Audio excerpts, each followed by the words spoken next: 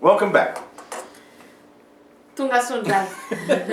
So Micah now responds to the ones who are criticizing him. Ka eto zany zao Mika amaly ireo zay mikritika anazy. He attacks the ruling class of Israel. Miatake ny reo mpitondra any Israely izy. He calls them the rulers of Israel butchers. Miantso an'ireo mpitondra ny Israely reo izy amin'ny anarana hoe karazana hoe mpitetikena. He said, "You should know justice, but instead you hate good and love evil." Nareo izy tokony ahafantatra ny fahamarinana zany hoe justice kanefany nareo lasa mankahala ny tsara ary tia ny ratsy. This is in verse 1 of chapter 3. Zany dia hitantsika eo amin'ny chapitre 3 andiny verset 1. And then he describes them to be like butchers, the way they treat the people. Fomba hidécriveny any reto mpitondra ny Israely reto dia hoe tahaka mpitetikena. He says, you tear the skin off of my people. Hoy izy hoe alanareo ny hoditry ny vahoakako. And you cut the flesh off of their bones. Ary didinareo ny hoditra amin'ny taolana. And then he says, you eat the flesh of my people. Ary hohaninareo ny hoditry ny vahoakako. And you flay the skin off of them. Ary tapatapahanareo ny hoditry ny vahoakako. He says, you break their bones into pieces. Tapahanareo koa ny taolany vahoakako. And you chop them up like meat in a kettle. Ary tapatapahanareo ohatran'ny hena tovakena ny izy ireo. And you boil the pieces of the meat in a cauldron. Ary ampangotrahanareo ny nofokena amin'izy ireo. This is a terrifying image. Zany dia sary mampatahotra zany. And then Micah says, but these people will cry out to the Lord. Dia avy eo Mika dia miteny hoe fa reto vahoakako reto dia hivadravadra hiandrandra an'Andriamanitra, hitalao, hitomany amin'Andriamanitra. And the Lord will not answer them. Ary Andriamanitra tsy amaly azy ireo. Talking about the rulers. Momba tsy amaly an'izy ireo le mpitondra ny vahoaka io zany. He says that God will hide his face from them because they've acted so wickedly. Andriamanitra dia anafina ny tavany amin'reto mpitondra ny vahoaka ireto satria ratsy dia ratsy izy ireo. That's in verse 4. Eo amin'ny verset 4 nahitana an'izany. Starting in verse 5, he begins talking about the false prophets. Eo amin'ny verset 5 amin'ny toko fahatelo ihany dia manomboka miresaka momba an'ireo mpaminany sandoka izy. He talks about these false prophets who are always saying peace, peace. Resaka momba an'ireto mpaminany sandoka ireto izy izay manambara foana hoe fiadanana, fiadanana. And they prophesy peace to people who are paying them and feeding them. Ary manome faminaniana diso ho an'ireo olona izay mandovola azy izy ary miteny hoe fiadanana, fiadanana ho an'izy ireo. But to people who don't pay them and don't feed them, they prophesy all kinds of bad things. Fa ho an'ireo izay tsy mandovola azy ireo sy tsy manome sakafo azy ireo dia manome faminaniana ratsy ho an'izy ireo izy. So it's important to stop here for a second and talk about what was called the school of the prophets. Ka tsara aloha zany maka pause kely eto ary miresaka momba ny école des prophètes. In the beginning of the prophetic movement of Israel, we're talking about like Samuel and Nathan. Taty amin'ny fiandohan'ny boky aty misy an'ilay école des prophètes izay tao anatin'izany Samuel sy Nathan. And they always worked very closely with the king. Ary izy ireo dia niasa akaiky amin'ny mpanjaka. And as that developed over the centuries, it wound up being that the prophets were in the service of the king. Efa nidevelope nandritry ny fotoana zany lasa eo ambany fifehezan'ny mpanjaka ny profeta ireto. In fact, these collected prophets became employed by the king. Lasa piasan'ny mpanjaka ireto profeta ireto. They became known as the school of the prophets. Lasa fantatra hoe école des prophètes ny antsona azy ireo. But they were really just encouragers of the king. Fa ny tena marina de mpanome encouragement amin'ny mpanjaka izy ireo. That's why people like Amos represented a new kind of prophet. Zay ny mahatonga ny hoe ny mpaminany tahaka ny Amosa de mirepresente andiana profeta vaovao. Jeremiah even said, I'm not a prophet. Na Jeremia aza de niteny hoe zaho izy tsy mpaminany. Micah doesn't call himself a prophet Mika koa de tsy miantso ny tena no profeta mpaminany. because they weren't a part of this prophetic guild. Satria izy ireo tsy n'en fait pas partie an'ireto école des prophètes ireto. And so the prophetic guild was always prophesying good things to people they liked and prophesying bad things to people they didn't like. Ka reto école des prophètes reto zany maminany zavatra tsara sy pozitiva ho an'ireo olona izay tiany ary maminany zavatra ratsy amin'ireo olona izay tsy tiany. So Micah says that Yahweh will withhold any visions for these prophets. Ka i Mika zany miteny eto hoe Andriamanitra de tsy haneho ny faminaniana tsy haneho vision amin'ireto andiana école des prophètes ireto. You won't receive any revelation, Tsy ahazo révélation so that you will be disgraced, he says in verse 7. ho afaparaka ianareo izy eo amin'ny verset 7. They will be put to shame. Ho menatra. Then Micah says in verse 8, but as for me, I am filled with power, with the Spirit of the Lord. De eo amin'ny verset 8 toujours eo amin'ny toko fahatelo, Mika de miteny hoe fa ny amiko kosa izao de feno ny fanan'Andriamanitra ary fahamarinana sy hazavana. All these others are false prophets, but I am speaking on behalf of Yahweh. Reto mpaminany rehetrareto mpaminany sandoka fa izao de miresaka solombavan'Andriamanitra. Confronted with these false prophets, Micah says, I am a true spokesperson for God.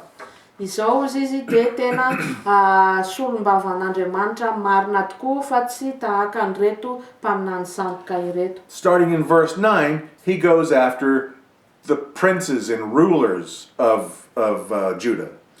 Manomboka eo amin'ny andininy fahasivy de miresaka izy momba ny prince sy princess and The princes and rulers, yeah. Miresaka izy momba ny ireo mpitondra ao Juda. He says that you have perverted justice. Nareo izy de lasa nahodinareo ny justice, naholakolakareo ny justice. He condemns them of taking bribes. Manendrikendrika azy ireo koa Mika hoe mandray kolokolo. He says, and you lean upon the Lord and say, surely the Lord is with us. No harm shall come to us. Ary nareo izy de so miankina amin'Andriamanitra sy miteny hoe zahay de matoky an'Andriamanitra, Andriamanitra miaraka aminay, tsisy zavatratsy anjoanay. So these false prophets, the false priests, the rulers and chiefs of Israel, he says, it's because of you. because of you, Zion shall be plowed like a field. Miteny koa izy hoe noho ny aminareo mpaminany sandoka, mpisorona sandoka, mpitondra sandoka, ziona hozy izy, noho ny aminareo de ziona hozy izy de ho rava ary ho tonga ohatran'ny tanàna tany fisaka. And he finishes that section in verse 12 by saying that Jerusalem shall become a heap of ruins. Ary mifarana io toko fahatelo io amin'ny verset 12 miteny hoe Jerusalema hozy izy de lasa ho vatokely be dia be rava tanteraka. And once again, that won't happen for another 125 years. Zany akory de tsy mitranga raha tsy 125 ans après. But in pardon me, in chapter 4, the speech takes on a different tone.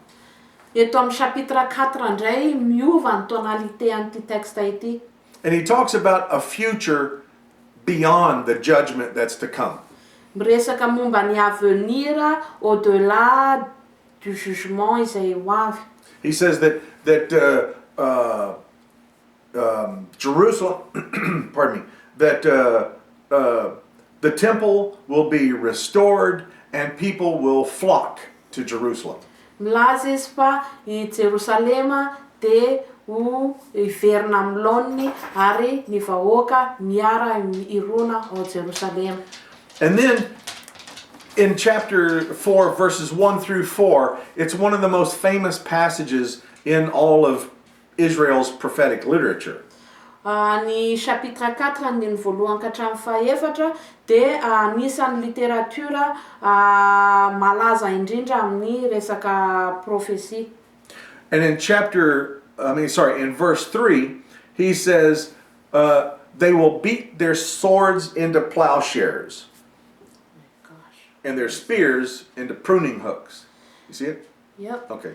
I don't know how to translate. Eo amin'ny andininy verset 3 zany amin'ny chapitre 4 mba vakinareo izy io satria tsy haiko mamadika anazy amin'ny teny gasy manambara anazy tsara amin'ny teny gasy ka alohanareo no hamaky azy chapitre 4 verset 3. He says, and nation will not raise their sword against other nations. Ny firenena hafa hozy izy tsy anangana ny epehany amin'ny sabany amin'ny firenena hafa. And in fact, he says, they'll forget even how to make war. Ary en effet milaza izy hoe ho adinin'izy ireo hoe ahoana zany miady zany. They'll sit under their vines and under their fig trees, and no one will make them afraid. Hipetraka hialoka eo ambanin'ny hazo izy ireo ary tsy anana fahatahorana amin'izaniza. Now, that very same passage occurs in Isaiah chapter 2, verse 4. Zany passage io zany de miverina hitantsika eo amin'ny Isaia toko fahaefatra andininy faharoa ihany koa. Who wrote that? Io zany nanoratra an'izay. Did Micah write it? Did Isaiah write it? Mika ve sa Isaia no nanoratra an'izay? The answer is that it is probably a poem or a song that came from after the period of the exile. Ny valiny de hoe poésie, mety poésie izy io izay nivoaka tapreany after the exile. Zay nivoaka apreany fanandevozana. And it was such a song of encouragement that they felt like they needed to insert it into both Micah and Isaiah. Ary poème sy hira tsara izy io ka nidesiden'zareo hoe aleo ampidirina ao amin'ny bokin'ny Mika sy ao amin'ny bokin'ny Isaia. So in that poem of verses 1 through 4, we ask the question, well, why would the people of the world stream to Jerusalem? Ka mampanontany hoe io poésie chapitre 4 verset 1-4 io mampanontany hoe fanahoana ny vahoaka rehetra de hiara irona ao Jerusalem. So it says that there's a reason for people making a pilgrimage to Jerusalem. Misy antony matoa ny olona de manao pilgrim any Jerusalem. He says they come in order to receive God's blessings and receive God's teachings. Mankany zareo mba azahoana fahasoavana avy amin'Andriamanitra, azahoana blessing and Teachings. ary fampianarana avy amin'Andriamanitra. And God will act like their judge, act like their mediator. Andriamanitra de ho juge an'zareo, Andriamanitra de ho mpanelanelana ho azy ireo. God himself will settle their disputes. Andriamanitra tena niany no andamina ny disadisa eo amin'zareo. There won't be any need for war. Tsy isy ilaina ny adiady intsony. He says that the weapons of war will be melted down and beaten down into farming tools. Ary milaza koa izy eto fa ny fitaovam-piadiana rehetra de ho atsonika daholo ary hivadika ho fitaovana ho amin'ny fambolena. And the poem ends beautifully with the people sitting under the shade of their fig trees, sitting by their vines, and being at peace. Ary le poezie, le hira de mifarana amin'ny vahoaka izay mipetraka eo ambany, mialoka eo ambanin'ny hazo ary tsy manana an'izany hoe ary at peace hoe en paix. It is a beautiful vision of what God intends for the world. Zany de vision tsara sady mahafinaritra omen'Andriamanitra any vahoaka. We haven't gotten there yet, Mbola tsy tonga amin'izany isika akory zao, but someday. fa ndray andro any. We'll stop here and continue next time with part 2 of Micah. Ajanontsika hatreo aloha ny amin'ny anio ary amin'ny manaraka isika de hiditra amin'ny deuxième partie amin'ny bokin'ny Micah.